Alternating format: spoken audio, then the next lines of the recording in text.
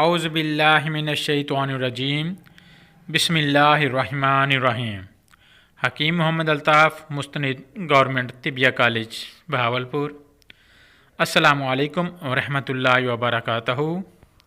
ناظرین، آج کا جو میرا موضوع ہے وہ ہے بیدام کے حوالے سے، یعنی کہ پانی میں بیدام کو بھگو کر کھانے کے کیا فوائد ہیں۔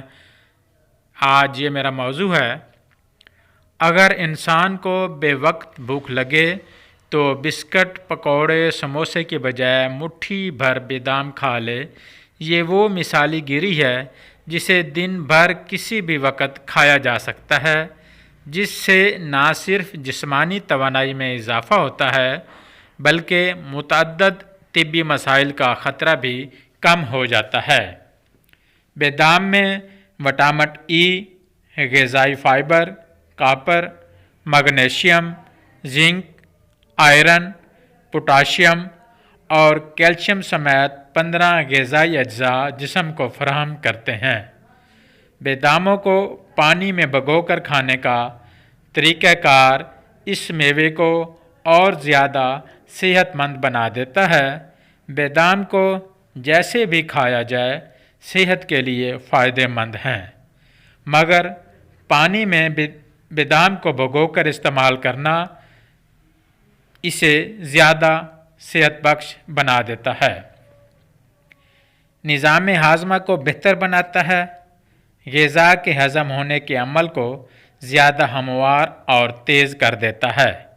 جب پانی میں بیدام کو بھگویا جاتا ہے تو اس میں مخصوص اجزاء کی تہہ بن جاتی ہے جو اسے آسانی سے ہضم ہونے میں مدد دینے کے ساتھ مکمل غذائیت جسم کو فراہم کرتی ہے۔ دماغی افعال کو بہتر بناتا ہے۔ روزانہ 3 تا 5 بیدام بھگو کر کھانا دماغی ٹانک کا کام کرتا ہے۔ یادداشت کے لیے بھی بہت زیادہ فائدہ مند ہے۔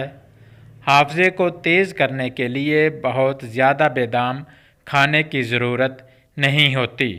7 تا 9 بیداموں کو رات کو پانی میں بھگو کر رکھیں اور صبح نہار منہ استعمال کریں۔ پانی میں بیدام بھگو کر کھانا غذائی اجزاء کو جسم میں آسانی سے جذب ہونے میں مدد دیتا ہے۔ بلڈ پریشر کی سطح کو کم کرنے میں مدد دیتا ہے۔ بیدام میں سوڈیم کی مقدار بہت کم جبکہ پوٹاشیم کافی زیادہ مقدار میں ہوتا ہے جو بلڈ پریشر کو بڑھنے سے روکتا ہے۔ اس کے علاوہ میگنیشیم اور فولک ایسڈ بھی اس خطرے کو کم کرنے والے اجزاء ہیں۔